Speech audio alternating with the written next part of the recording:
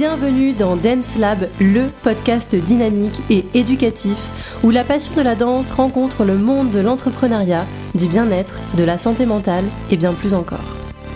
Des conseils, des histoires, des conversations captivantes avec des experts et des personnalités où recommandations et partage d'expériences enrichissent le quotidien des danseurs et pas que.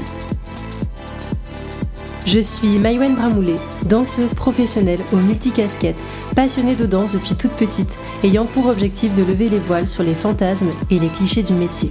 En vous partageant toutes les facettes, les difficultés, les richesses et les challenges que ce métier comporte. Si cet épisode t'a plu, n'hésite pas à le partager autour de toi, à me laisser une note et un commentaire sur Spotify ou Apple Podcast. Et si tu souhaites participer au podcast, écris-moi. Aujourd'hui, j'accueille Jérémy Parent, danseur, chorégraphe et entrepreneur. Formé à l'AID, l'Académie internationale de la danse à Paris, Jérémy est un artiste complet à la croisée du hip-hop, du break, du jazz, du contemporain et du théâtre. De ses débuts dans les crews à ses années sur les plus grandes scènes mondiales comme aux côtés de Christine and the Queen, il n'a cessé de chercher le mouvement juste, celui qui relie la performance, l'identité et l'accessibilité. Jérémy est aussi créateur de contenu et entrepreneur. En 2023, il co-crée Call Out, le premier jeu de cartes à collectionner dans l'univers de la danse hip-hop. Un projet né d'un besoin, rendre le savoir ludique, transmettre autrement, renforcer les liens entre danseurs, danseuses et surtout jouer pour apprendre. Un projet innovant qui reflète son désir de démocratiser et de partager la culture de la danse urbaine. Dans cet épisode, il nous partage les coulisses de cette aventure, l'idée de départ, les phases de test, les retours de la communauté et ses ambitions pour les années à venir. On parlera aussi de la danse d'aujourd'hui, ses manques, ses dérives, mais aussi ses forces, ses promesses et les valeurs que Jérémy souhaite incarner et transmettre à la nouvelle génération. On explore ensemble des questions essentielles comme pourquoi créer du contenu pour les danseurs aujourd'hui, tous les danseurs doivent-ils être présents sur Instagram, comment garder un rapport sain avec les réseaux, et un bon contenu est-il un contenu qui fait danser ? Un épisode inspirant pour toutes celles et ceux qui veulent danser plus loin avec stratégie et cœur. Salut Jérémy. Salut Maïwenn. Bienvenue dans le podcast. Merci à toi. Eh bien écoute, petite question habituelle, est-ce que tu peux nous parler de ton parcours, comment tu as découvert la danse ? Voilà, si tu peux aussi même nous résumer ton rapport à la danse en 3 mots, ce seraient lesquels ? Alors moi j'ai commencé à l'âge de 8 ans, Ouais. Vraiment à avoir un coup de cœur vraiment sur la danse hip-hop. Je viens d'un quartier populaire, donc dans le nord de Paris, dans l'Oise, je sais pas si tu connais un peu Compiègne, Creil, une petite ville qui s'appelle Pont-Sainte-Maxence. Je faisais du judo de base, donc très tôt dans les arts martiaux, qui m'a donné une éthique de travail, une discipline, surtout un repère concrètement. Donc d'un papa français d'un côté, parce que je suis métisse, et d'une maman malgache. La danse, du coup, elle est apparue par ma maman, qui du coup écoutait en fait du R&B de l'époque, les Destiny Child, Mariah Carey, tu vois, toutes ces figures de l'époque. Les films notamment aussi, tu vois, à l'époque c'était Honey, Jessica Alba, tu vois. Step Up, Street Dancer. Ouais, de ouf. C'était un peu c'était les films de l'époque de la danse hip-hop. Un peu nos bases de nos bases, référence. Exactement. Ouais. Parce qu'avant, tu avais les Beat Street, tu vois. Moi, c'était une autre génération encore. Mais donc, du coup, ma mère qui m'amène vers cette culture, indirectement. Et comme je te disais aussi, à Madagascar, surtout dans les pays d'Afrique, c'est très naturel de danser. Ça fait partie de la culture. Et donc, du coup, c'était vraiment à la maison.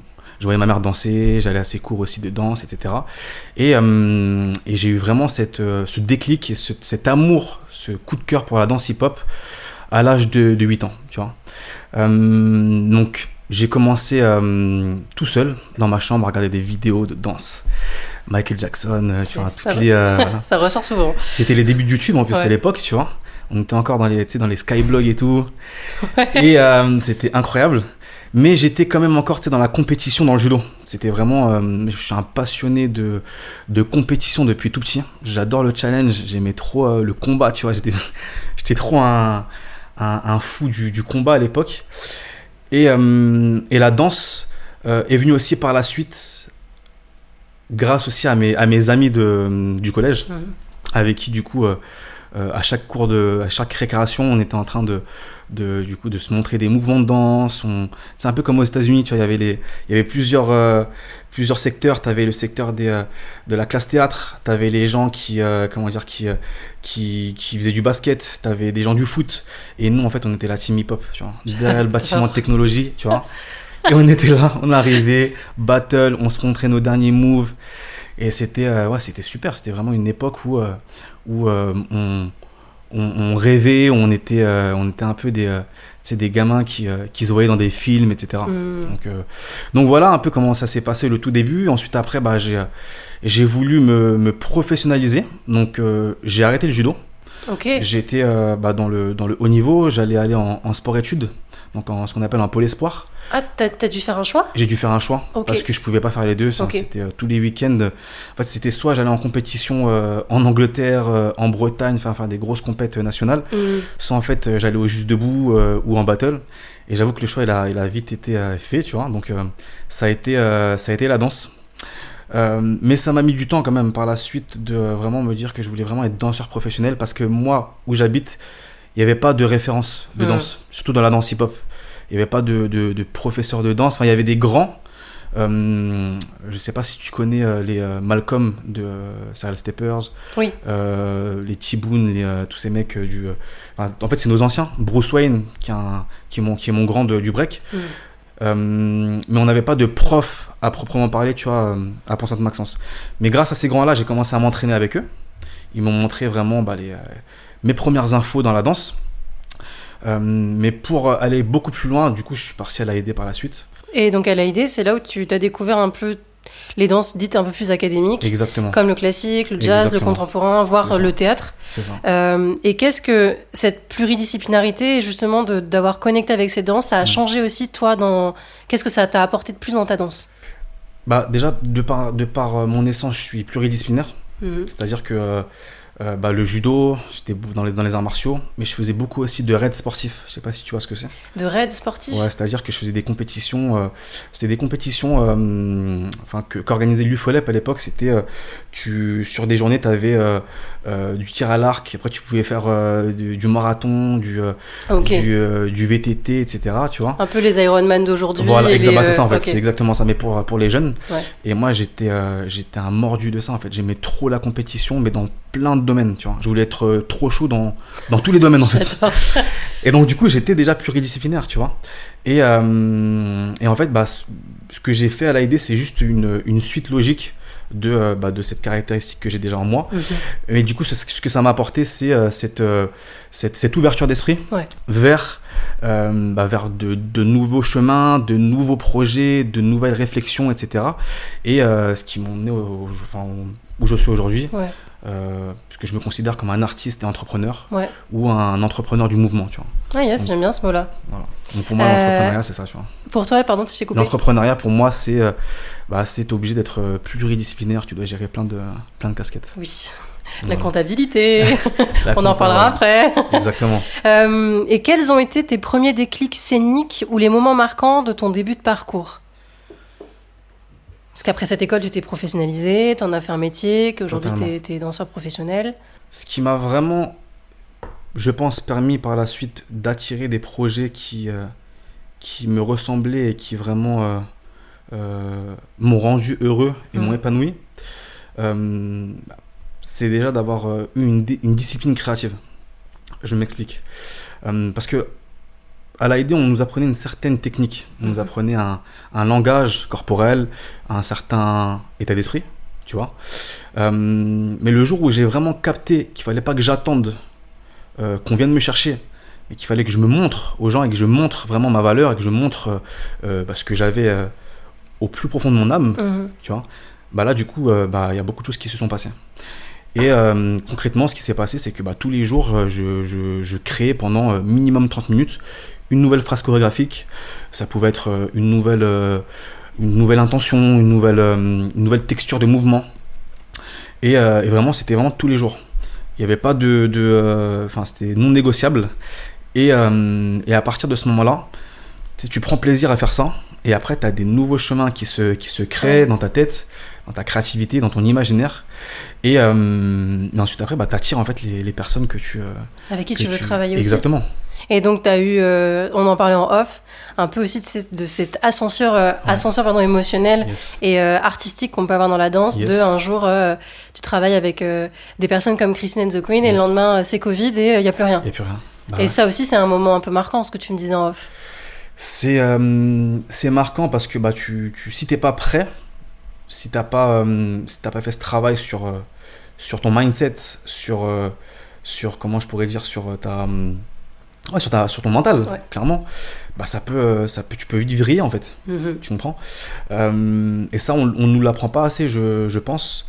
On nous apprend à être fort techniquement, à aller dans le détail, donc c'est super. Mais à côté de ça, le mental, c'est ce qui te permet de durer.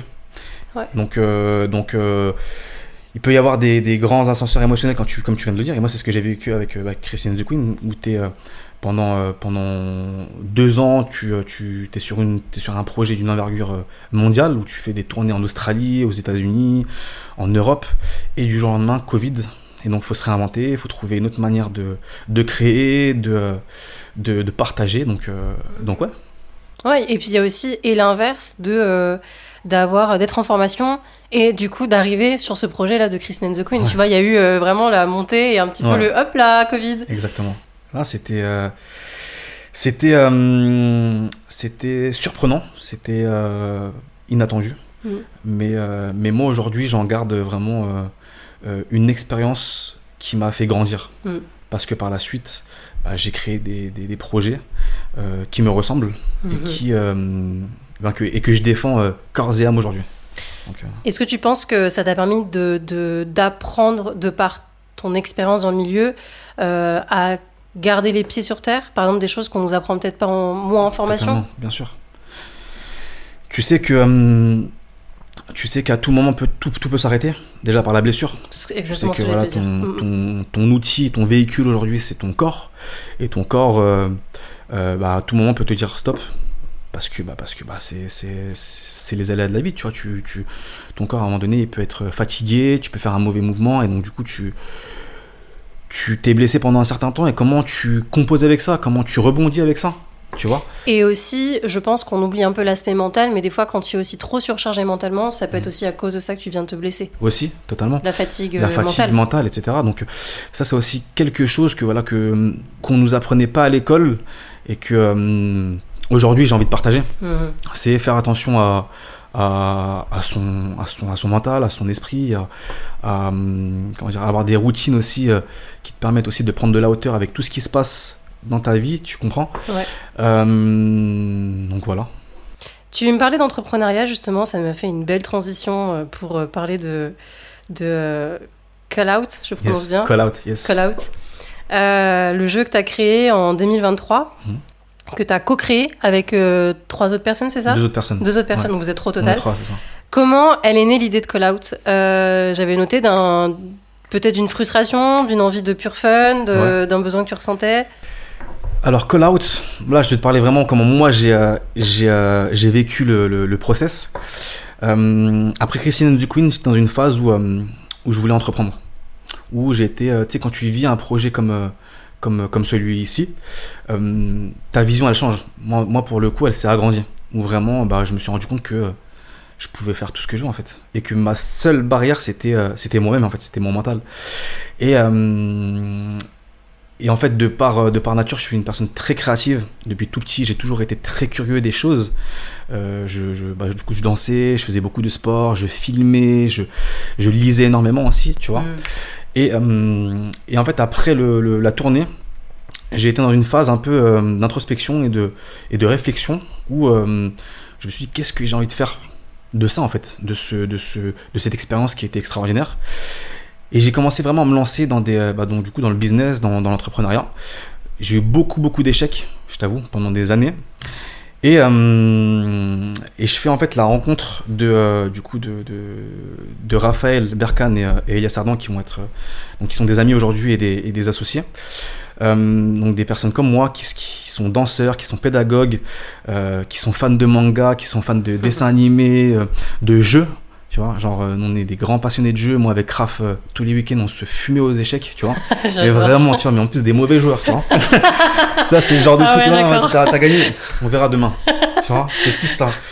Et en fait, l'idée de Call Out, à ce moment-là, elle vient de Raph. Raph, qui, dans un avion, en fait, se dit, les gars, pourquoi on ne crée pas un jeu pour les danseurs où, en fait, les attaques seraient des mouvements de danse. Et donc moi à ce moment-là, je suis dans cette réflexion. J'ai eu des échecs, en fait en amont, tu vois. Et en fait ça fait tilt. En fait je me dis attends, là donc c'était en 2021. Là dans 3 ans il y a les JO. Il y a comment dire, ça peut être un jeu qui peut révolutionner la pédagogie, qui peut toucher tout le monde en fait. Et je me dis vas-y, on va y aller. On va vraiment, on va essayer de faire quelque chose de concret, on va se structurer, etc. Et t'as Elias, par la suite, qui a dit, bah, let's go. Et donc, le process, il a été simple. On a rassemblé plein d'idées. On s'est inspiré de pas mal de jeux, de Pokémon, de Yu-Gi-Oh!, de Magic. On a commencé à faire des tests. On a commencé vraiment à poser tout ça sur la table. On s'est fait beaucoup de nuits blanches, j'avoue, ça a été beaucoup de... Sans déconner. Ça a été beaucoup on a beaucoup parlé, beaucoup discuté, on a beaucoup remis en question aussi toutes ces règles qu'on mettait en place. On est parti voir la communauté, on est parti voir nos amis danseurs. Et de fil en aiguille, en fait, on s'est rendu compte qu'on tenait vraiment quelque chose et que pour la culture hip-hop, enfin urbaine, et de mouvement aussi par la suite, je t'en parlerai après, c'était vraiment quelque chose de nécessaire. De nécessaire, mais aussi qui était dans l'air du temps en fait, tu vois. Donc voilà comment ça s'est passé, les débuts de Call Out. Trop chouette. Et est-ce que vous avez besoin de faire un business plan ou de lever des fonds ? On a fait du coup un business plan, bien sûr. On s'est fait accompagner au tout début. On a par la suite fait une campagne de crowdfunding pour du coup lancer la première impression. Ouais. Mais le tout début, les premiers dessins, parce qu'on bosse avec, aujourd'hui on bosse avec une vingtaine de dessinateurs dans le monde entier. Les premiers dessins, c'est nous qui les avons financés. Mais pour la première impression... Combien ? Tu peux dire combien vous avez financé ? Chacun, enfin tous les trois. Ouais. C'était un peu plus de 30 000 balles. 30 000 euros. Par personne ? Non, au total. Au total, ouais. Okay. Ouais. C'était 30 000 euros. Je parle un peu d'argent parce que je pense que c'est important aussi de se rendre compte, tu vois, de ce que ça implique aussi financièrement d'entreprendre. Bien sûr. Mais après, c'était vraiment, tu sais, donc les dessinateurs, c'était les premiers tests, tu vois. On a fait des premières impressions pour nous, pour tester un peu le toucher des cartes. Mais après, on a fait une campagne de crowdfunding qui nous a permis du coup de lever un peu plus de 8 000 euros. Ok, chouette. Donc du coup, on a eu des retours très très positifs de la communauté, qui nous ont permis, comme je t'ai dit, de lancer la première impression et du coup de faire nos premières publicités, de commencer à jouer, d'être présent en battle et donc du coup d'avoir une version bêta du jeu. Exactement. Et vous avez eu des réajustements à faire ou pas ? On a toujours des réajustements à faire, même encore aujourd'hui, parce que le jeu est en constante évolution. Ouais. Parce que la danse est en évolution aussi. Parce que la danse est en évolution. Vous avez pris un milieu qui est en constante évolution, donc forcément. Totalement. Mais on a toujours des réajustements, comment dire. Et on a surtout pris en considération le retour de chaque personne, que ce soit du danseur, du jeune danseur, des parents des danseurs, des profs de danse, des profs de sport, mais aussi des collectionneurs. Il y a des gens aujourd'hui qui collectionnent des cartes Call-Out. Donc, cartes Pokémon. Attends, il y a des cartes Pokémon qui se collectionnent et qui valent cher aujourd'hui. Hein. Ouais. Non, on espère. Je vous le souhaite. Hein. On espère que dans 10 ans, on ait une carte qui vaut... qui rembourse les 30 000 balles de départ. Je te jure. Ce serait ouf. Mais je pense qu'on est sur la bonne voie, je pense. Ok, je vous le souhaite. Puis de toute façon, je pense que quand tu dis, quand tu sens les choses et quand c'est aligné, c'est que t'es sur le bon chemin. Exactement.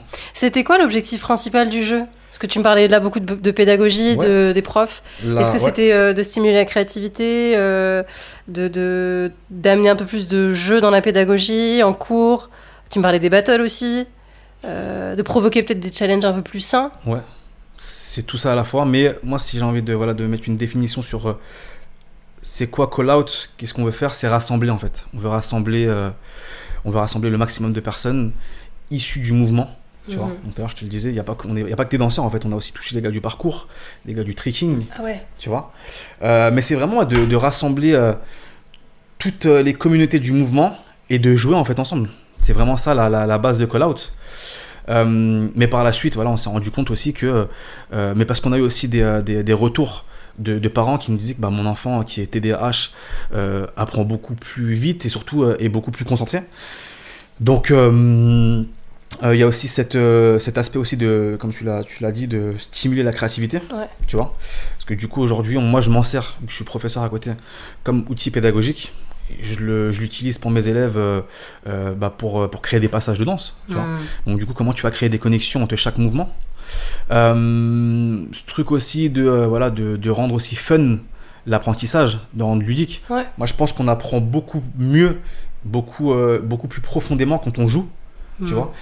Je pense que tu te rappelles aussi dès qu'on était au lycée et que tu avais ce prof d'histoire qui te parlait, qui te dictait le truc que tu devais répéter, c'était chiant. Moi j'ai pas envie d'être ce genre de prof. J'ai envie d'être. T'as un trauma avec le prof d'histoire? Ouais, non, franchement je me suis dit. Alors que l'histoire. Tu veux qu'on en parle? Non. Mais non, franchement comment dire, cet aspect ludique, tu sais, de l'apprentissage, pour moi elle est nécessaire, surtout pour cette nouvelle génération. Donc voilà. Et est-ce que t'as des cartes avec toi? Ça tombe bien parce que quelle introduction. J'ai ramené un petit cadeau. Quelle transition. C'est trop gentil. Donc, merci. Donc là on part sur 2 formats. Alors vas-y, je te laisse les montrer à face caméra, comme ça on les verra mieux. On a les decks, ce qu'on va appeler des decks de démarrage. Donc c'est des decks avec lesquels tu vas jouer. Call Out, c'est un battle de danse, donc un battle avec des cartes. Ok. Donc là tu vas avoir les decks basiques. Donc quand tu ouvres le paquet, tu as 40 cartes. Tu vas avoir au tout début ton danseur. Ce qu'il faut savoir, c'est que on dessine, enfin les héros du jeu de cartes sont les vraies danseuses et les vrais danseurs du game. Donc là tu as Damani. Je sais pas si on voit bien. B-boy du moment, français, voilà. Et merci. Et on va avoir du coup la deuxième famille de cartes qui s'appelle les cartes mouvement. Et donc là, du coup, avec ces cartes-là, on a archivé et on a référencé tous les mouvements de break qui existent. Donc que ce soit dans les top rock, que ce soit les power moves, que ce soit les freeze. Je sais pas si tu connais un peu. Ouais, je connais. Attends, moi à la fin du podcast, je suis bigger. Ça y est. Let's go. Tu me fais un petit passage là, t'es bon. Un petit passage. Let's go. Je suis pas sûre. Je pense que je vais me taper un peu la honte. Non. Le break, c'est pas ma spécialité, le break. Mais un petit baby freeze. J'ai déjà pris des petits cours. Ouais, j'ai déjà fait des baby freeze. Trop stylé. Mais donc du coup voilà, tu vas jouer avec tes cartes. Tu vas créer un passage de danse. Merci à toi. Et donc ça tu l'as dans le paquet de 40 cartes. Mais on fait aussi, donc ça c'est notre deuxième format qu'on propose, ce qu'on va appeler des boosters. Donc comme Pokémon, ça va être un sachet de 10 cartes. Ça va être un peu des extensions, tu sais, pour ton deck. En fait, dedans, tu vas avoir des cartes, des nouvelles cartes, des cartes rares, des cartes légendaires, parce qu'on a créé un système de rareté, tu vois, en fonction de la difficulté des moves, en fonction aussi des danseurs que tu vas avoir. C'est pour ça que tu as des collectionneurs aujourd'hui. Et du coup, qui vont te permettre de composer ton propre attirail de mouvement. Tu sais que ça me fait penser à l'époque dans les magazines. Ouais, c'est ça, Panini. Ouais, Panini. C'est ça. C'est exactement ça. T'as là, tu déchires ça, hop, t'as des cartes. Je te laisserai Attends, vas-y, je l'ouvre, attention. Attention. C'est trop bien. Tu sais que j'ai l'impression de retourner en enfance vraiment et d'avoir des cartes Panini devant moi. Ouais. Alors je drop nail le nom, je sais pas si j'ai le droit, mais bon, écoute, c'est de la bonne pub, on va dire. Il y a Link. T'as Link ? Ouais, j'ai Link. Incroyable. Génial. C'était le premier danseur qu'on a dessiné. Que j'ai également eu dans le podcast, et donc je vous invite à aller écouter l'épisode. Let's go. Évidemment. Putain, c'est trop bien. Attends, quelle carte tu as du coup ? Attends, j'ai tout ça. Attends, je vais mettre caméra. Je sais pas si on voit bien. Il y a un peu un contre-jour. Ouais, c'est pas grave. Alors désolé pour ceux qui n'auront que l'audio, c'est un petit moment publicité vidéo. Je vais partager juste celle de Link en... Elle est stylée, hein. Elle est trop belle. Elle est incroyable. Trop bien, mais merci beaucoup, Avec Jérémy. grand plaisir, Ça me Marianne. touche vraiment, ça me touche beaucoup. C'est normal, c'est normal. Vous avez pensé à les commercialiser à faire des collaborations justement avec des magazines? Des magazines, on n'a pas encore fait de collaboration avec des magazines, mais c'est en vue. Ouais, on est en train de bosser dessus. Trop bien, trop chouette. Nous proposer une consigne au hasard. Attends, ça on l'a fait ou pas? Non. Non, vas-y, on. Tu veux que je te propose là tout de suite On pourra un peut-être. petit, On pourra pas faire des moves, je pense, Ouais. mais une petite consigne pour nous montrer, essayer d'expliquer aussi Ouais. à l'oral. comment on joue la mécanique du jeu. Ouais. Bah, regarde déjà. On va faire Pardon. juste un petit test de jeu. Tu vas ouvrir ton paquet. Le bleu. Voilà. Et tu vas mettre ton danseur en face de toi. En gros, comment dire, ta carte danseur, ça va être le héros que tu vas incarner durant la partie. C'est Donc pour ça que j'en c'est choisis super une. important. En fait, c'est la première carte de ton paquet. Ah ok. Normalement, je sais pas si. Non, c'est pas lui. Faut qu'il y ait les pays en haut, c'est ça? Exactement. Alors attends. Toi, je crois que t'as Campanita. Où est-ce qu'elle est? Elle est pas à la fin ou. Bon, sinon je prends Link. Ouais, tu prends Link. Vas-y. let's go.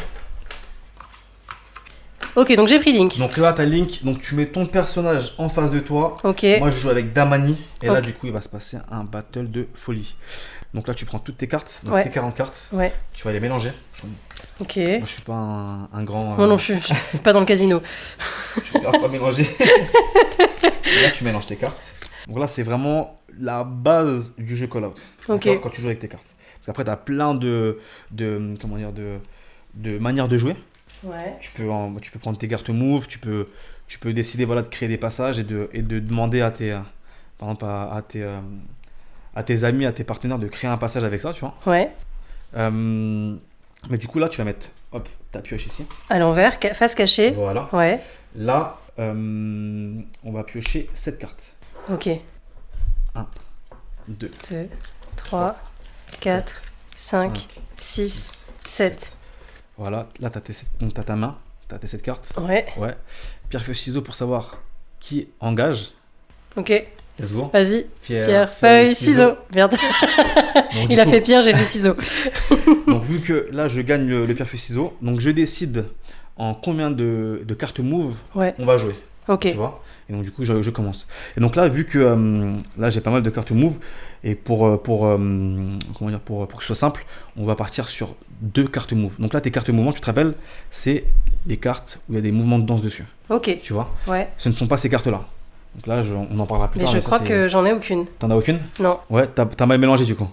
Attends. Ah, t'as pas très bien mélangé. Non, j'ai pas bien mélangé. C'est pas Voilà. grave. Je vous ai dit, je fais pas du casino. Hein. C'est pas grave. Attends. Ah ouais, ok. Bon, tu sais quoi, on va tricher un peu, on Voilà, va on faire pour triche du un peu. beurre. Hop, voilà. C'est ça. Je prends un peu au pif. Donc là, t'as tes cartes move. Tac, tac. T'en as 3-4.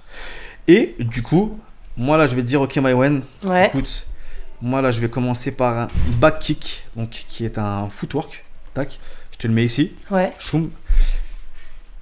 Et je vais enchaîner avec un 90 pour terminer mon passage. Donc, 90, Ok. c'est quand tu tournes sur une. Ah ouais, ça, 90, je sais. Ouais, tu sais le faire? Ça, non, ça, je sais pas faire. Let's go. Je me Il suis va dit, vraiment m'allumer dans mon propre podcast. je me suis dit, si Mayon sait faire un 90, c'est chaud.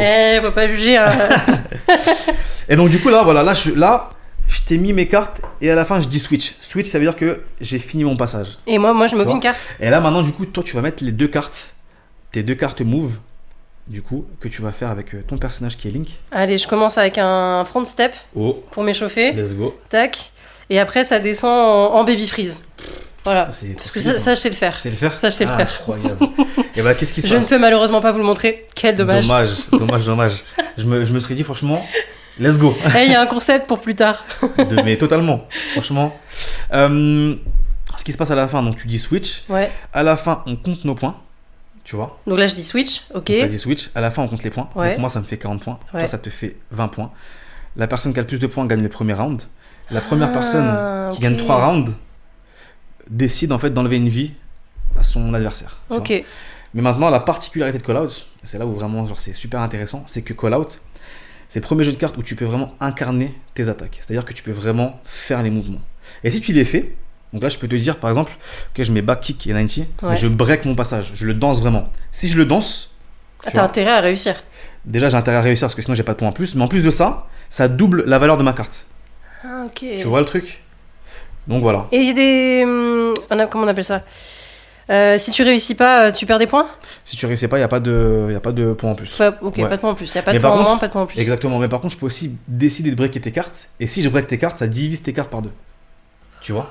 Ah ouais, Il y a ok. tout un système aussi Tout un de. système. Moi, j'ai une petite question sur Dis-moi. la carte de base qu'on a posée. Yes. Donc, pour ceux qui écoutent, moi j'ai posé Link, toi t'as posé Damani. Damani. Sur cette carte, en haut, il y a des drapeaux donc Ouais. pour dire d'où viennent les Exactement. danseurs. Donc, nous, ce sont des Français. Des Français, ouais. Et en dessous, tu as 3 catégories Oui. avec des petites émojis à gauche, je crois que ce sont Exactement. des petits Voilà. icônes. Et des points sur la droite, ça correspond à quoi? Alors, déjà, juste en bas là, t'as aussi son nom de crew. Donc, de quel crew Ah il ouais. appartient. Tu vois? Donc là, Damani, c'est Melting Force. Et toi, Link, qui vient de quel crew, tu sais? Supreme Legacy. Supreme Legacy. Bah, je le savais sans regarder d'ailleurs. Parce que tu l'avais Parce que eu, je l'ai interviewé. Exactement. Et donc, du coup, juste en dessous là, t'as ce qu'on va appeler ses signatures. Ok. Ces signatures, ça va être ses mouvements surpuissants. Ah, Tu vois, ces ok. attaques surpuissantes. Tu vois.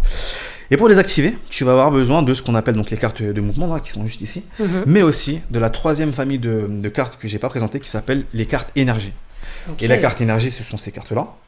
Donc là, tu as avec des cubes Flo, ici. Le flow, moi c'est le power. Il faut savoir qu'on a Ce sont- pardon, Dis-moi. excuse-moi, je te coupe. Ouais. Ce sont des cartes pardon, qui sont un peu nues, où cette fois-ci, on n'a pas on n'a pas de mouvement. d'explication, Exactement. quoi que ce soit dessus. Exactement. Ok. Une carte énergie, pour la faire courte, pardon, c'est en gros une dominance en termes d'énergie du danseur. Ok. Tu vois, il va avoir comment dire, un penchant pour une certaine énergie. Mhm. Et on les a catégorisés en 6 familles. C'est-à-dire que tu vas avoir le power, Ouais. tu vas avoir le charisme, la forme, l'originalité, le flow Ouais. et le toucher. Ok. Et en fonction, des danseurs auront une ou plusieurs énergies.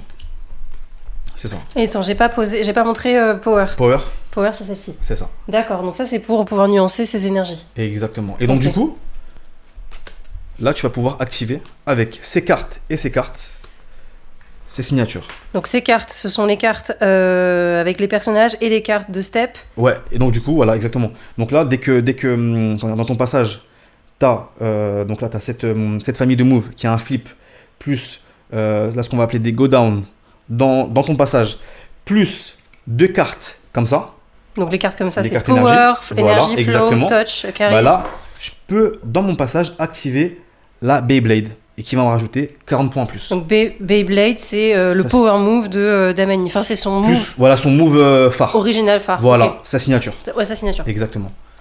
Là, c'est Très une autre manière de jouer aussi. Trop chouette. Mais Voilà. j'espère un jour avoir l'occasion d'avoir un plus grand studio et de ne pas être entre, On fera une partie un jour, t'inquiète. être entre mon frigo, mes chaussures et ma salle de bain Non, c'est parfait. et pouvoir avoir un espace où on pourra danser. Mais il y a un concept en vrai. Je pense qu'il y a un truc à développer avec vraiment la danse où je vais faire danser. Ah, mais franchement, tu peux faire tirer des cartes à tes mes comment dire, invités. à tes invités, surtout des danseurs ou là tu vas voir Yaman, tu lui fais tirer une carte, tu lui dis écoute, Ah, mais ouais! là est-ce que tu peux me composer un passage là tout de suite maintenant avec windmill et allez on va dire un basic up rock, tu vois, Ok. ça peut être un concept. Trop bien. Bah, merci beaucoup, Avec Jérémy, grand pour plaisir. l'explication. J'espère que c'était assez clair à l'oral. Quoi qu'il arrive, si jamais vous n'avez pas tout compris, évidemment, n'hésitez pas à écrire à Jérémy. Moi, de toute façon, je mettrai tous les liens dans la Yes, description de le site l'épisode. internet. Site internet, Voilà. à aller à avoir cette curiosité aussi, à aller voir à quoi ressemblent les cartes. Totalement. Elles sont très chouettes au toucher. Elles sont très très belles. Et c'est vrai que Merci ça à toi. ressemble. On sent vraiment l'énergie de Yu-Gi-Oh! Ouais, Yu-Gi-Oh! Pardon, Yu-Gi-Oh! Les mangas et tout, Yes. ça se ressent et franchement c'est très chouette. Merci à toi. Bravo, Merci beaucoup. bravo pour les 30 000 balles de départ. Ok, je crois que j'ai fait un peu le tour. Ah Ouais. non, j'avais une question aussi sur le jeu. Où est-ce que vous le voyez dans 2-3 ans? Yes. Parce qu'on a parlé justement d'outils pédagogiques dans les Bien cours, les battles. Yes. Tu m'as dit des choses aussi en off, mais je sais pas si moi je peux les dire. Donc je sais pas comment tu souhaites les amener aussi sur Ouais. l'évolution et la vision du jeu. Bien sûr. Donc là, je réponds à ta question, où est-ce qu'on se voit dans 2-3 ans? Ouais, dans c'est ça 2-3 ans, dans 5 ans, dans 10 ans. Dans- si dans 10 t'as- ans, ouais. Ce qui serait ouf, ce serait que tous les jeunes en cours de récréation jouent à Call Out. Tu vois. Là, je pense qu'il y a vraiment un truc qui s'est fait si on arrive à avoir tous les jeunes dans le mouvement. Tu vois. Donc ouais, pour moi, dans 2-3 ans, bah, je vois Call Out à l'international. On est déjà en train d'aller vers l'international parce qu'on commence à avoir des collaborations avec des danseurs en Pologne. Là, on bosse avec Madia. Je sais pas si tu vois qui c'est Madia. Non.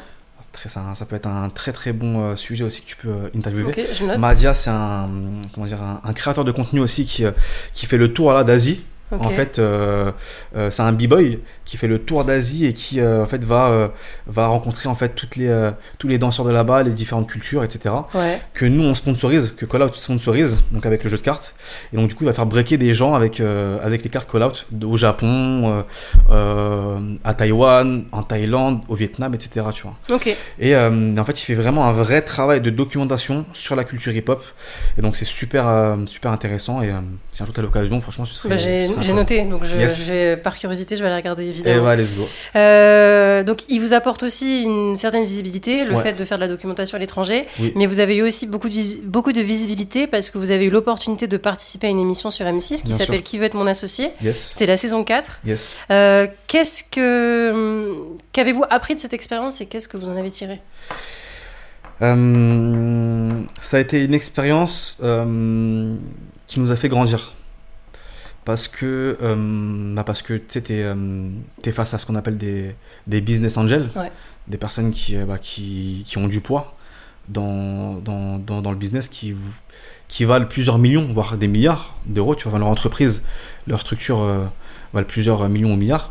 Et donc, c'est des personnes qui ont une vraie science, qui ont un vrai parcours et qui ont apporté beaucoup de valeur, tu vois. Donc ce que ça nous a appris, c'est déjà toutes les limites qu'on avait depuis le début, parce que nous on est des artistes, tu vois, qui se sont mis dans l'entrepreneuriat par la suite, tu vois. Mais le fait d'avoir eu des business coachs et le fait d'avoir travaillé ça en amont, tu vois, d'avoir pitché, de travailler un pitch avant un passage à la télé, ça a été super formateur, parce que du coup, comme je te l'ai dit, ça nous a mis face à nos limites, à nos défauts. Et donc, du coup, ça nous a permis vraiment de travailler sur ça, de travailler notre valeur, de travailler nos argumentaires, nos arguments. Notre pitch aussi. Notre pitch. Savoir se vendre. Exactement. Et surtout, vraiment, c'était quoi le but de Call Out ? Qui est-ce qu'on voulait toucher ? Où est-ce qu'on voulait aller, etc. Et pareil, avoir un business plan, savoir ce qu'on voulait faire aussi plus tard. Et juste pour revenir un peu à la question précédente, parce qu'il y a un truc aussi que j'ai envie de te dire, vas-y. Et sinon je vais l'oublier, tu vois, c'est que là, Call Out, on est aussi en train de travailler un univers narratif. C'est-à-dire qu'on est en train de créer là une sorte de manga, une bande dessinée, un animé autour de la danse hip-hop. Donc ça va être le premier, tu vois. Et en fait, ces cartes Call Out, sont les premières planches en fait de cet animé, de cet univers, tu vois. Donc voilà où on va aller aussi dans quelques années, pouvoir asseoir cet univers et ajouter aussi dans cette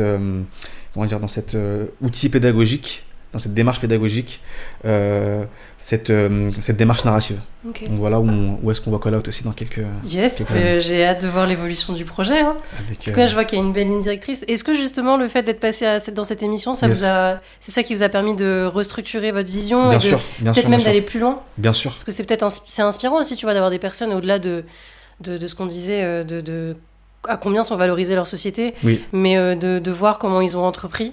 Il ou elle d'ailleurs, il et elle ont entrepris, c'est aussi très inspirant. C'est extrêmement inspirant. Surtout que c'est des personnes qui viennent, la plupart qui viennent comme nous, qui partent de rien et qui ont construit tout un écosystème. Donc on a énormément appris de personnes comme Anthony Bourbon, Stéphanie Delestre, toutes ces personnes-là qui. Mais même Tony Parker qui est Tony sportif. Parker, exactement. Sportif de niveau à la base, tu vois. C'est vraiment c'est des personnes qui ont montré la voie. Et on peut que s'en inspirer aujourd'hui et faire en sorte de prendre les conseils qu'ils nous donnent pour amener plus loin le projet. Donc l'expérience Qui veut être mon associé, ça a été une expérience qui nous a fait grandir encore une fois et qui nous a permis de voir où est-ce qu'il fallait qu'on travaille, où est-ce qu'on devait aller, comment mettre en fait ces briques petit à petit, tu vois, donner de la cohérence, du sens dans ce que l'on fait. comment prioriser aussi certaines tâches, tu vois. Parce qu'à un moment donné, bah, quand tu commences dans l'entrepreneuriat, tu le vois, tu es un peu partout. Tu dois faire du montage, tu dois créer le contenu, tu dois penser le contenu que tu fais, tu dois faire ci, tu dois faire ça. La comptabilité, exactement. Bah ouais. Mais c'est ça. Comment en fait tu trouves un système, comment tu arrives à automatiser ça pour faire en sorte que tu vas de garder cette endurance sur le long terme, tu vois, pour ne pas t'essouffler. Et donc ça, bah pareil, c'est des choses que l'émission, que le fait d'avoir été dans cet écosystème, dans cette démarche, tu vois, nous ont appris. Et en tout cas, il n'y avait pas trop eu besoin de travailler la pédagogie parce que vous avez réussi à faire danser Tony Parker. J'avoue, ça a été viral sur TikTok. Ça. Incroyable. Tony Parker qui fait un sissi. Le sissi, c'est une sorte d'aile de pigeon là, en footwork par terre. C'était mémorable. Franchement, c'était incroyable. Même lui, je pense qu'il était surpris. Parce que ouais, on lui dit, vas-y, Tony, bah, tu vas faire un sissi là. C'est Elias, l'associé là, qui lui a fait faire. Et j'avoue, c'était assez drôle. C'était vraiment cool de voir aussi qu'il a joué le jeu et que il y a eu cette vidéo qui nous a permis d'avoir un petit buzz sur TikTok, sur Instagram. Donc on est super content de ça. Et puis ça permet aussi encore une fois de montrer que c'est pas destiné ce jeu-là que aux danseurs professionnels. Exactement. Et que ça l'est également pour les danseurs totalement amateurs qui n'ont jamais fait de danse et qui ont envie juste de découvrir d'une certaine manière la danse et le break. Mais aussi pour les non-danseurs, c'est ce que je voulais dire aussi. Parce qu'il y a beaucoup de gens qui pensent que Call Out c'est un jeu que pour les danseurs. Parce que on met en avant la danse et le mouvement, mais c'est pas un jeu que pour les danseurs. Je t'ai pas présenté toutes les familles de cartes, mais t'as plusieurs cartes avec lesquelles tu vas pouvoir créer des stratégies, tu vois, ce qu'on va appeler des cartes bonus et malus. Ouais. Des cartes qui vont te permettre de rajouter des points à ton passage quand tu les as, ou d'enlever des points à ton adversaire, tu comprends. Et donc du coup, tu peux te faire fumer par un non-danseur, tu vois. Et ça m'est déjà arrivé, donc c'est pas parce que tu sais breaker. Oui, grave. Et qu'est-ce que ça fait à l'ego? Ah, ça fait mal. Donc voilà. C'est bien. Encore une fois, ça va m'aider à ramener les pieds sur terre. Exactement. Et donc c'est un jeu. Call Out qui te permet de progresser en danse, parce que tu vas pouvoir l'utiliser comme outil d'entraînement, comme outil pédagogique pour les professeurs aussi, mais un jeu aussi qui va te permettre de jouer avec tes parents, avec ta famille, en soirée. Au lieu de jouer au loup-garou ou Uno, tu joues à Call Out, tu vois. Moi j'ai des images avec Raph. Des fois on se fait des week-ends, on va au ski, etc. Tu vois, que lui et moi, et on se butait à Call Out, tu vois. Et ça faisait des grands back flips dans le salon à 3h du matin parce que tu sais, on a grave de l'ego, on n'a pas envie de perdre, tu vois. Et donc Call Out, c'est ce truc-là, tu vois, il y a cette passion du jeu où c'est le même pote avec qui tu joues aux échecs et vous êtes mauvais joueurs, stop. Exactement. Bah c'est un créateur de Call Out aussi, tu vois. Bien sûr. Elias, donc voilà. Trop bien. Merci beaucoup Jérémy pour toute cette présentation de Call Out. Je vais passer sur une autre forme d'entrepreneuriat qui est la création de contenu, sur laquelle tu t'es lancé il y a 4 mois, ce que tu me disais. Pourquoi tu as décidé maintenant de te lancer dans la création de contenu? Donc il y a plusieurs réponses. La première, c'est une suite logique de ce que je faisais déjà avec Call Out, dans le sens où en fait avec Call Out, vu qu'on est en train de démocratiser, on essaie de démocratiser un peu l'apprentissage des mouvements de danse, de par les cartes. On fait des tutos de chaque carte sur notre page Instagram, tu vois. Du coup en fait, au lieu d'appeler des gens pour pouvoir faire ces tutos là, avec Raph on s'est dit qu'on devait les faire nous-mêmes. Et donc du coup j'ai commencé à vraiment les faire de manière régulière à partir de janvier. De janvier, j'ai vraiment commencé à poster une carte toutes les semaines. Et en fait, ça a été vraiment une suite logique où déjà j'ai pris du plaisir en faisant ça. Et par la suite, donc j'ai eu la naissance de ma fille, tu vois. Félicitations. Merci. Là, qui a 4 mois et demi. Où en fait, à un moment donné, tu te poses beaucoup de questions. Tu sais, t'as cette réflexion un peu quotidienne. Qu'est-ce que je fais aujourd'hui? Qu'est-ce que je poste sur les réseaux? Est-ce que ça a vraiment de la valeur? Est-ce que ça aide vraiment les gens? Tu vois. Et j'avoue que cette réflexion-là, en a découlé du coup une réponse de en fait j'ai envie vraiment d'aider en fait. J'ai vraiment envie de donner de la valeur aux jeunes pour qu'ils puissent vraiment se construire, chose que je faisais déjà auparavant avec mes cours de danse, tu vois. Je coach des jeunes talents, mais là vraiment avoir quelque chose de concret sur les réseaux, savoir partager des outils vraiment qui permettent aux jeunes de s'épanouir et surtout de progresser, Ouais, tu vois, chose que j'aurais voulu avoir quand j'étais plus jeune. bien Donc sûr. c'est un peu pour ça que je me suis lancé dans la création de contenu. Ouais. Et puis, tu vois, tu disais que tu donnais des cours aussi, mais encore une fois, ça te permet, les réseaux sociaux aussi aujourd'hui nous permettent de toucher une autre cible Yes. et plus de monde. Et peut-être aussi à travers d'un écran, de donner envie aux personnes de venir dans des cours de danse et de Totalement. pas rester que derrière un écran. Exactement.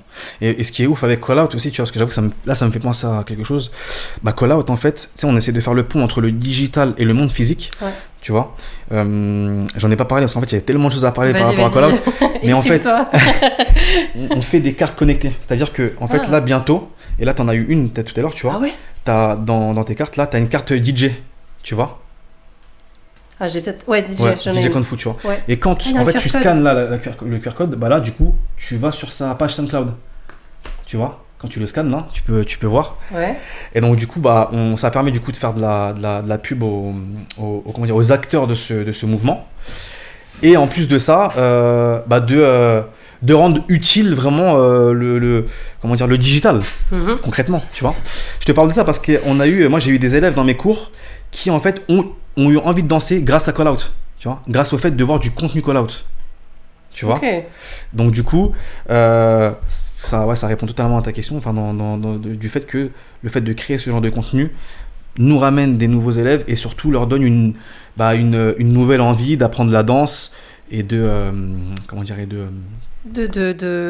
D'aller chercher aussi une autre forme de créativité. exactement, totalement. Attends, j'essaie de regarder. T'arrives à le scanner ou pas? Comme je me suis mise hors réseau, j'arrive pas à le scanner. Bon, je ferai ça tout à l'heure pour pas trop couper le podcast. Yes. Et voilà, je regarderai. Raison. Comment tu gères justement pas la tension ou pas le. Comment dire comment tu gères tes différentes casquettes de pédagogue, mais aussi sur les réseaux sociaux avec l'authenticité, avec la viralité, avec. Comment tu gères tout ça? C'est-à-dire comment je gère le... Ouais, ta question n'était pas très claire. Comment dire? Comment j'arrive à être...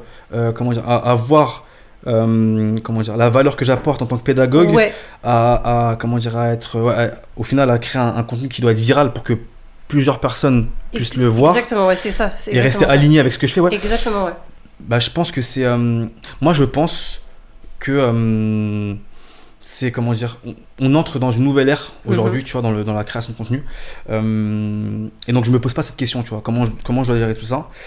J'essaie juste de me poser la question, qu'est-ce que je veux concrètement dire avec le contenu que je vais poster, tu vois. Et si c'est en alignement avec ce que j'ai dans mon cœur, avec voilà, ce que je vis, et ben je le poste, tu vois.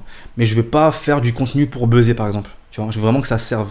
J'ai vraiment envie de faire quelque chose qui permette aux jeunes de s'élever, tu vois, de trouver ne serait-ce qu'une structure, ou ça peut être une voie d'élévation, ou un outil pour comprendre quelque chose qu'il a envie de comprendre dans sa danse, tu vois. Donc, d'apporter de la valeur, encore voilà, une fois. exactement. Et donc du coup, parce que là je te parlais d'une nouvelle ère, et je pense qu'aujourd'hui on est dans une ère de documentation, tu vois, la création de contenu. Je sais pas si t'as remarqué, mais je vois beaucoup de créateurs de contenu qui s'essoufflent en fait dans leur création de contenu, parce que tu sais, à un moment donné ça va 2 minutes de suivre l'algorithme, même si c'est encore important aujourd'hui de composer avec, tu vois. Mais à un moment donné, quand tu veux faire que du contenu viral, tu t'essouffles parce que t'as plus d'idées, tu vois. Alors que quand tu documentes ta vie et que tu partages tes expériences, ce que tu vis actuellement, c'est beaucoup plus simple, tu vois. Donc, parce que les personnes du coup qui regardent ça se rapprochent, je dirais, un peu plus de toi. Tu vas se dire, il a vécu ça, et moi aussi, et du coup je me sens moins seule. C'est beaucoup plus humain, beaucoup plus... Exactement. Tu te ressens beaucoup plus dans la personne, totalement. On parle d'Instagram, et justement j'avais 3 petites phrases au niveau des réseaux sociaux, et savoir notamment ce que tu pensais de ces phrases. Tous les danseurs doivent être sur Instagram aujourd'hui. Je parle d'Instagram, je parle des réseaux sociaux en règle générale. Ça dépend des objectifs des gens. Ok. Je pense, tu vois. Si tu danses juste pour ton kiff, bah non, en fait, t'as pas besoin de... on s'en fout, tu vois, genre tu danses pour toi, donc qu'est-ce que tu vas partager? Mais aujourd'hui, si tu veux qu'on te voie, si tu veux avoir du job, si tu veux avoir des contrats, bah, on est dans une génération, encore une fois, dans une ère où comment dire, les casteurs, les opportunités, les opportunités, mais surtout les casteurs vont voir ton Insta en fait. Tu vois, c'est un peu ta vitrine. Et donc du coup, pour moi, si tu veux vraiment aller beaucoup plus loin et te professionnaliser et qu'on te voit, bah tu dois composer avec cet outil-là. Tu vois, c'est un peu le langage actuel que tout le monde qui veut se professionnaliser doit comprendre et doit savoir parler. Donc, voilà. Après, évidemment, les réseaux sociaux, ça fait pas tout. Oui. Faut aussi savoir se vendre en vrai, entre guillemets, dans Exactement. le sens quand tu fais un casting, c'est là où il faut montrer tes vraies spécificités, tes Totalement, skills, et bien donc sûr. les réseaux, c'est pour ça que ça fait pas tout. Exactement. Parce qu'on peut partager une vidéo qui date d'il y a 10 ans, et Mais finalement, au final, t'es nul tu fais plus en casting. voilà. Et au final, t'as pas géré ton casting parce que t'as pas su te vendre t'as pas su te dans ta vendre. danse. T'as pas été bon techniquement aussi, concrètement. Donc, non, ça fait pas tout, totalement. Mais en tout cas, moi, les réseaux, je les vois vraiment comme une vitrine, mais aussi comme ta carte d'identité visuelle. Tu vois. C'est-à-dire que voilà, tu montes ton univers, et c'est ce qui va te permettre d'avoir tes castings et pouvoir avoir tes premières connexions avec ton réseau. Ton réseau, donc qui vont être des chorégraphes, des directeurs de mouvement, des réalisateurs. Ouais, et puis ça permet encore une fois de connecter avec le monde entier, dans le sens où y a plein de danseurs. Je prends l'exemple de Salif. Oui. Qui a buzzé avec une vidéo parce qu'il y a quelqu'un aux États-Unis qui a repartagé et c'est génial. Et puis il a pas buzzé du jour au lendemain, il travaille depuis des années. Il bosse encore aujourd'hui, bien sûr. Bien sûr. Et donc c'est ça aussi qui est beau, c'est de se dire que le travail à un moment donné finit par payer. Totalement. Et aussi qu'un réseau social, enfin Instagram par exemple, peut te faire ouvrir des portes que tu n'avais même pas aller dans des milieux, des endroits que tu n'avais peut-être même pas pensé. Et c'est ça qui est ouf aujourd'hui, je trouve, tu vois. C'est que comme tu l'as dit, c'est une porte d'entrée qui peut te permettre d'attirer des opportunités que tu n'aurais pas eu il y a 20 ans en arrière, tu vois. Ouais, et puis à l'international. Et à l'international. Donc pour moi, c'est un outil, tout dépend de comment tu l'utilises, tu vois. Mais c'est un outil très important aujourd'hui en tant qu'artiste si tu veux te vendre. Yes. Est-ce qu'un bon contenu danse, c'est un contenu qui fait danser ? Non, pas spécialement. Non, pas spécialement, parce que je pense que tu peux créer du contenu danse qui va pas te donner envie de danser ou de bouger, mais qui va réveiller quelque chose en toi, tu vois, une motivation pour faire quelque chose d'autre, tu vois. Moi, par exemple, quand je crée mon contenu, je me dis pas, enfin, à la fin, j'ai envie qu'ils dansent, tu vois. J'ai envie qu'ils comprennent certaines mécaniques dans sa danse et comment, du coup, il va pouvoir mieux danser, mieux s'exprimer et mieux être aligné avec qui il est. C'est vraiment ça, tu vois. Donc, pour moi, un contenu danse n'est pas spécialement un contenu qui va te faire bouger. Yes. Et j'ai une autre phrase, être un bon danseur ne suffit plus, il faut aussi savoir se vendre. Ça, après, c'est pareil, c'est aussi la suite logique d'Instagram, là, dans une autre mesure, parce qu'aujourd'hui, t'es obligé d'avoir des compétences en marketing, tu vois, en tant que danseur. Tu vois, t'es un entrepreneur aujourd'hui. En tant que danseur, tu dois savoir gérer ton image. Tu dois savoir gérer ton image, tu dois comprendre les mécaniques un peu aussi de vente, tu vois, de comment tu te vends, c'est toi le produit, donc tu dois savoir te vendre, comprendre comment, en fait, pourquoi un chorégraphe bossera avec toi, tu vois, et pas un autre, tu vois. Ouais. Aujourd'hui, on est dans un domaine où il y a extrêmement de compétition, tu vois, beaucoup de très très bons danseurs.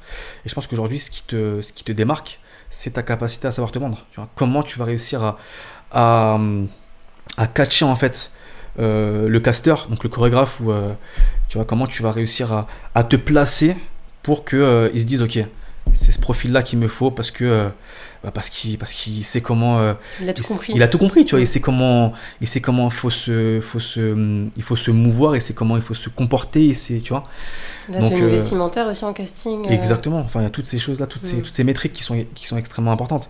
Donc pour tous les danseurs, bosser le marketing. Tellement. Et justement, parce que l'on parle beaucoup des réseaux sociaux, mais yes. je pense aussi, à mon humble avis, que c'est important de s'en détacher parfois. Oui. Comment toi tu fais pour garder un rapport sain aux réseaux sociaux ? Est-ce que tu as des limites, des rituels ? Est-ce qu'il y a des moments où tu te dis attends, je pose le portable et je regarde pas pendant une journée ? Ouais. Aujourd'hui, les réseaux sociaux, ça peut autant être un outil extraordinaire qui peuvent te faire décoller, péter, tu vois, décoller comme un ouais. Salif, tu vois, comme un Akams. Aujourd'hui, je sais pas si tu vois qui c'est, le crumper là, Akams. Non. Qui fait des vidéos un peu d'humour, etc. Je vais regarder. Akams, ouais, c'est des gars qui sont vraiment bien comment dire, qui ont une utilisation, je pense, des réseaux sociaux très intelligente, tu vois. Mais à côté de ça, ça peut te rendre très dépendant. Et ça peut être tu peux t'enfoncer dans un gouffre très très bizarre, je pense, tu vois. Une addiction. Une addiction, concrètement. Donc la limite, elle est très très fine, mais je pense que quand tu sais pourquoi tu fais les choses, je pense que ça t'aide. En tout cas, moi aujourd'hui, concrètement, je vais pas sur Instagram pour scroller déjà, tu vois. Je trouve que c'est une perte de temps, tu vois. Ou tu scrolles intelligemment. Où je scrolle intelligemment, c'est-à-dire que j'essaie de scroller des artistes, des personnes, des créateurs de contenu qui m'inspirent, qui me nourrissent. Tu vois, je vais pas scroller juste pour scroller, tu sais, dans la barre de recherche là, tu scrolles tout et n'importe quoi. Non, ça c'est fini, tu vois. Donc il y a ça et ce truc de aller sur Instagram avec une intention précise qui est de partager ou de répondre aux messages. Ouais. Tu vois, ça m'aide. Et après, je me mets une limite de temps aussi, c'est-à-dire que je passe pas plus de max. Tu sais, quand je dois créer, quand je dois faire une création, une demi-heure max, tu vois, parce que j'ai déjà programmé auparavant, j'ai déjà mon texte, etc. Puis aussi, comme tu disais, t'es papa aujourd'hui, donc oui. t'as des priorités aussi en termes de temps qui changent. Exactement. Tu peux plus mettre 30 minutes à droite à gauche comme ça, faut que ce soit assez ciblé, quoi. Exactement. Organisation, ordonnée, etc. Non, t'es obligé. Discipliné comme un danseur. Exactement. Ouais, mais c'est ça, en fait, c'est une discipline, des réseaux sociaux, tu vois. Donc, ouais. Non, mais en tout cas, c'est une bonne question que tu poses parce que j'ai vu beaucoup de danseurs. Et moi, le premier, si à un moment donné, j'ai été happé par cette énergie qui est les réseaux sociaux, tu vois. Et après, en fait, tu fais plus la part des choses, en fait. Tu sais, en fait, tu mélanges le réel et le virtuel, tu vois. Et donc, du coup, t'oublies qu'en fait, non, il y a la réalité, en fait. Et la réalité, c'est produire, passer à l'action, tu vois. Faire, exactement. On parle de réalité justement et je voulais voir au-delà des réseaux sociaux avec toi, savoir un peu ta vision de la culture de la danse aujourd'hui. Pour toi, quels sont les manques ou les travers que tu observes chez les danseurs-danseuses aujourd'hui, hors réseaux sociaux? Ouais, hors réseaux sociaux, c'est une bonne question que tu poses. J'irais plus... Il y a plusieurs, je pense, manques. L'écoute, je pense l'écoute de soi. Je pense qu'il y a beaucoup de danseurs, de jeunes danseurs, enfin de danseurs même qui veulent faire les choses pour qu'on les voit. C'est un peu pour l'exposition. En même temps, on est aussi dans une ère, encore une fois, qui est propice à l'exposition. Tu vois, les réseaux sociaux, t'es obligé de... Et puis on est dans un métier d'image, donc voilà. On se montre. Mais je pense que beaucoup de gens se perdent en fait dans cette exposition et oublient des fois pourquoi ils font les choses. Tu vois.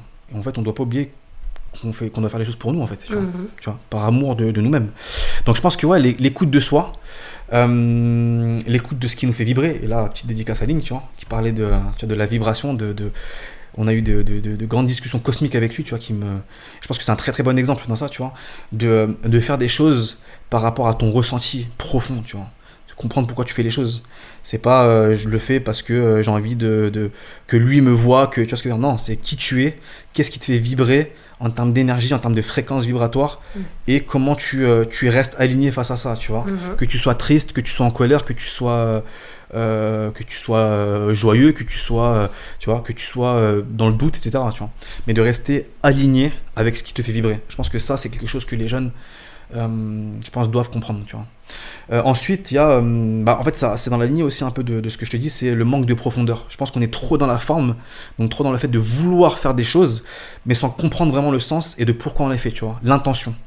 J'ai cette impression aussi on doit faire une chorégraphie, tu vois, parce que c'est un peu après encore une fois c'est un peu dans l'air du temps, tu vois, on est dans la consommation directe. Mais moi ce qui me fait kiffer aujourd'hui, c'est des chorégraphes, des danseurs qui ont un vrai message à dire, tu vois ce que je veux dire, qui parlent avec leur tripes, qui ont vécu des choses et qui n'ont pas de peine à le dire en fait, tu vois, qui acceptent leur vulnérabilité, leur sensibilité, et qui en fait essaient de l'exprimer de la meilleure des manières, tu vois. Donc pour moi je pense que la profondeur impacte plus, et je pense qu'aujourd'hui les jeunes, s'ils avaient cette démarche, pourraient aller plus loin, je pense. J'ai une question du coup qui me vient. Ouais. Est-ce que tu penses que quand on fait pas comme tout le monde, c'est comme ça qu'on se démarque? Bien sûr. Cette notion de singularité, d'unicité, tu vois. Je pense que quand encore une fois, tu restes fidèle à toi-même, quand tu fais des choses parce qu'elles te viennent du cœur, parce qu'elles te viennent Ça peut être de trauma, tu vois, ça peut être de souvenirs d'enfance, ça peut être de choses en fait qui t'ont vraiment impacté, tu vois. Quand tu joues avec ça, quand tu les cristallises et quand tu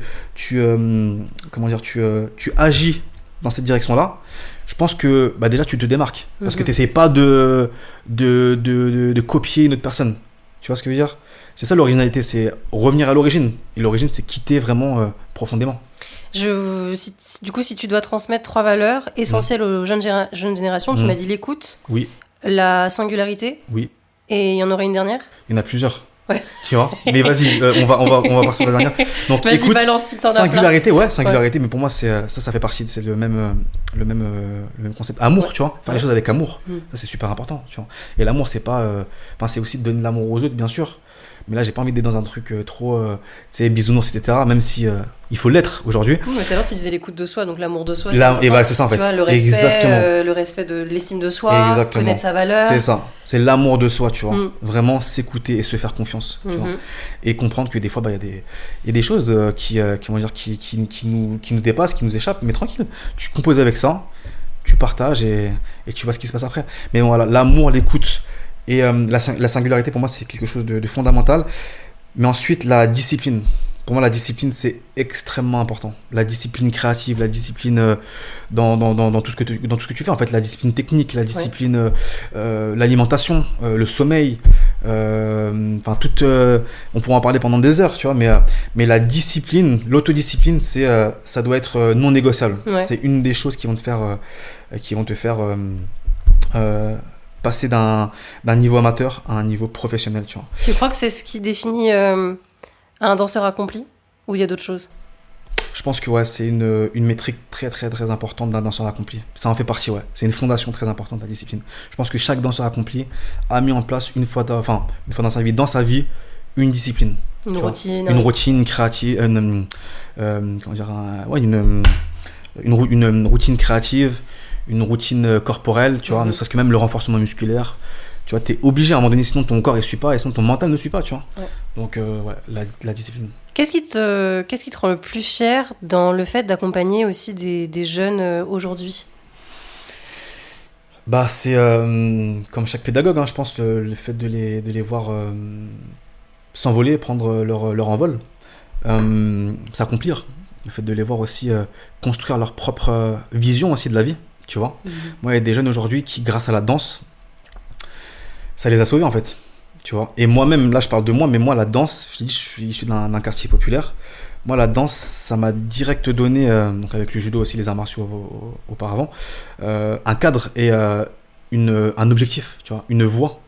Donc de voir des jeunes aujourd'hui qui s'en sortent grâce à ce que je leur enseigne.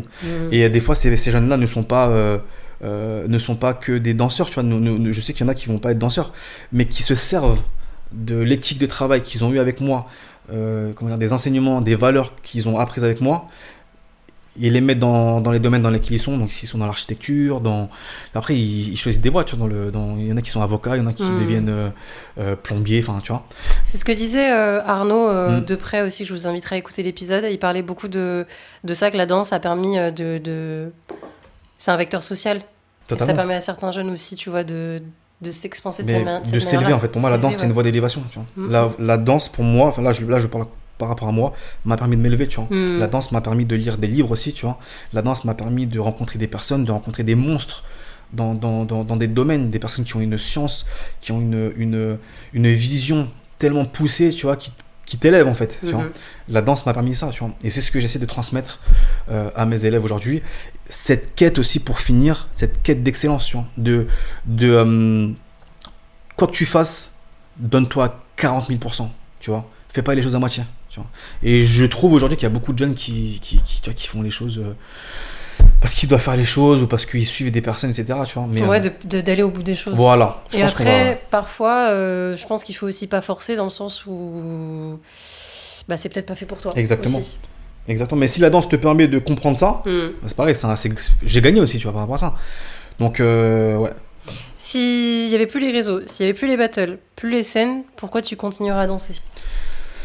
Parce que c'est viscéral, parce que c'est... je pense que c'est... on a tous des talents, c'est en nous. Il y en a, ça va être la construction architecturale, il y en a, ça va être la construction de tuyaux, tu vois, les plombiers. Il y en a, ça va être le marketing, ça va être, tu vois, le fait de savoir se vendre, etc. Moi, je pense que c'est la création. Je suis un créateur dans l'âme, en fait. Et mon médium, un de mes médiums artistiques aujourd'hui, c'est la danse. En tout cas, ça a été le médium que j'ai le plus expérimenté, tu vois.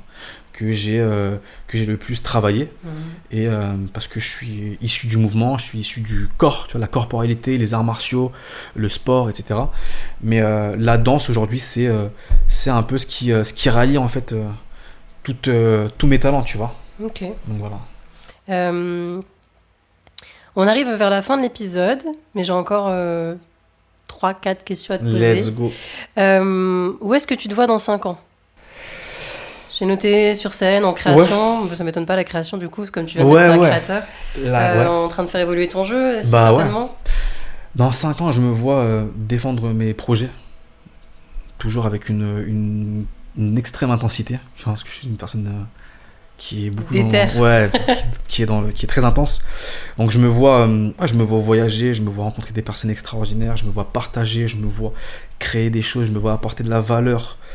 À cette nouvelle génération, mais aussi aux personnes qui en ont besoin.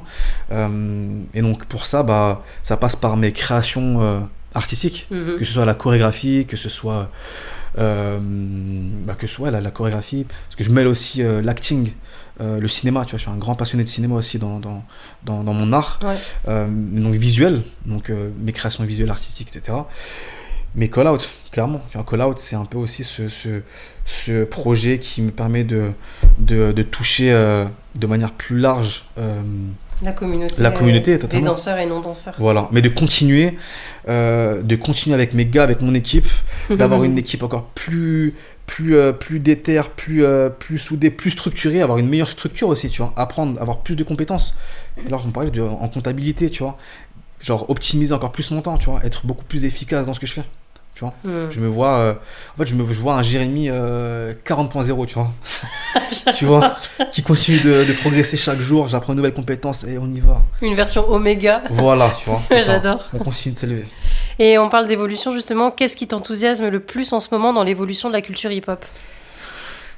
Est-ce que par exemple le fait que le break était au JO, c'est quelque chose qui t'a enthousiasmé ? Grave. Franchement, ouais. Mais après, je sais que ça a été très controversé, donc je pose quand même la question. Moi, je suis de cette génération, tu vois, j'ai 30 ans. Moi, je suis de cette génération qui pense que le fait que le hip-hop aujourd'hui se démocratise et soit exposé, tu vois, bien qu'il y ait des travers et qu'il puisse y avoir des personnes qui ne comprennent pas la philosophie, le message du hip-hop. Ça, j'entends les anciens qui en parlent. J'ai beaucoup de discussions avec les anciens par rapport à ça. Mais moi, je pense qu'aujourd'hui, cette exposition et cette... là où on est le hip-hop a ouvert des voies, tu vois, des vocations. Il y a des danseurs, je pense, des jeunes danseurs qui, quand ils ont vu les JO à la télé, ils se sont dit, mais en fait, c'est ça que je vais faire, tu vois. Et donc, du coup, tu proposes un nouveau schéma de carrière aux enfants, tu vois. Chose que moi, il n'y avait pas à mon époque, tu vois. Je parlais de danse hip-hop, il n'y avait personne. Dans mon petit patelin dans l'Oise, tu vas aller où ? Qui va te former, tu vois ce que je veux dire ? Tu vas danser pour qui ? Pourquoi ? Tu vois ? Alors que là, vraiment, il commence à y avoir des structures, il commence à y avoir des personnes vraiment qui pensent à ça, tu vois. Big dédicace à des gars comme Link, comme Arnaud Depresse, tu vois, avec sa compagnie, Fice, c'est des gens qui vraiment permettent, Yaman aussi, tu vois, toutes ces personnes qui permettent à cette culture de se structurer et de faire en sorte que les institutions et que les parents nous prennent au sérieux, tu vois.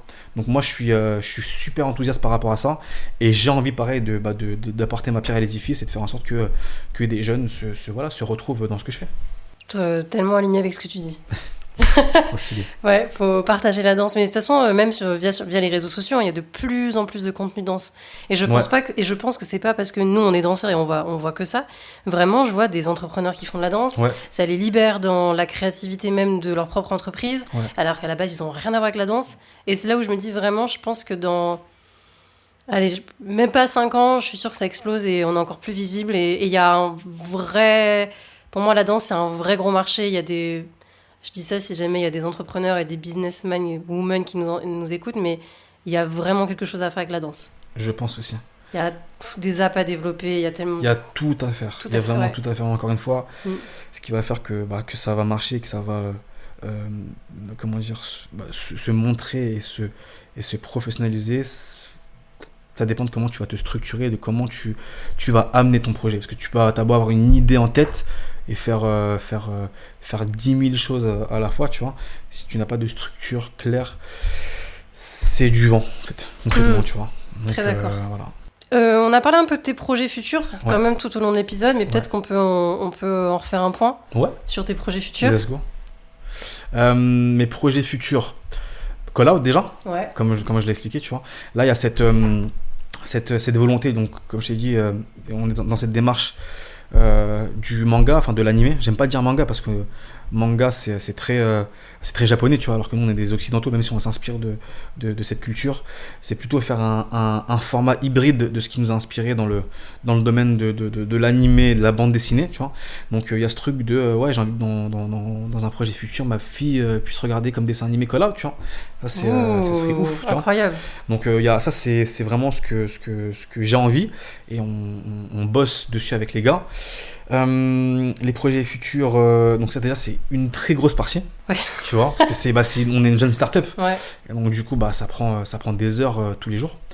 Il y a aussi des projets que je suis en train d'écrire, tu vois, des courts-métrages de danse que je suis en train de développer. La danse aussi en tant que danseur. La danse en tant que danseur, le fait... après là je suis plus... j'avoue, en ce moment ce qui m'anime plus, c'est plus l'écriture, tu vois, pour être honnête avec toi. Là en ce moment j'ai pas envie de danser sur scène par exemple, tu vois. Je ne vois pas enfin j'ai envie de danser par exemple avec ma femme, et ça fait aussi partie des projets que j'ai envie qu'on est en train de mettre en place, tu vois, avec ma femme, parce qu'il y a un vrai sens derrière tout ça. C'est ma femme, elle est issue du ballet, moi je suis issu du hip-hop, on a vraiment quelque chose à dire ensemble, tu vois. Mais faire de la scène pour faire de la scène, tu vois, quelque chose qui à l'époque me nourrissait quand il y a 10 ans, maintenant je suis plus dans qu'est-ce que j'ai vraiment envie de dire, c'est quoi le message, qu'est-ce que j'ai à l'intérieur de mon cœur. Et donc là j'enchaîne avec un autre projet, c'est qu'on est en train de créer notre univers chorégraphique avec ma femme, Chloé Lopez Gomez, qui elle du coup est issue du ballet comme j'ai dit, et donc du coup de trouver vraiment des ponts entre les deux domaines qui sont totalement différents mais qui se complètent totalement, tu vois. Donc là on est en train de bosser sur une création visuelle, on bosse avec des artistes, des musiciens, avec des réalisateurs, etc. Donc ça c'est quelque chose qui me fait vibrer, qui me fait kiffer, tu vois. De partager ça avec ma femme, c'est ouf. Magnifique. Et donc voilà, c'est déjà pas mal. Ouais, c'est pas mal, je pense. Des vacances peut-être aussi. Des vacances. Dormir, je sais pas, par exemple, je sais. Après, tu sais. Jeune papa. Franchement, en ce moment c'est un peu la phase où on commence à avoir notre rythme. Ouais. Mais ça va, tu vois. Franchement, notre petite, elle est incroyable, tu vois. Elle est magnifique. toute souriante, elle dort bien la nuit, donc on est trop contents. Génial. Donc voilà. Est-ce que tu as un dernier message à faire passer pour clôturer l'épisode ? Ouais. Un dernier message. Comment trouver quelque chose qui un condensé de tout ce qu'on vient de se dire, de tout ce que je partage. C'est un sacré exercice, mais je vais trouver. Alors c'est pas forcément un condensé, c'est pas forcément quelque chose qui a un lien avec l'épisode, juste quelque chose un message qui te traverse l'esprit là et t'as peut-être envie de dire. Franchement, soyez vous-même, vraiment. Arrêtez de vouloir plaire aux gens. Je sais que c'est bateau de dire ça, mais c'est réel. Faites les choses pour vous. Posez-vous la question, qu'est-ce que j'ai vraiment envie de faire ? Même si c'est pas encore... même si la réponse n'arrive pas maintenant, c'est pas grave. Mais restez dans cette démarche de faire les choses pour vous, en fait, et de vous faire confiance. Voilà, de faire les choses par amour, surtout. De donner de l'amour aussi aux autres. Soyez pas frustrés.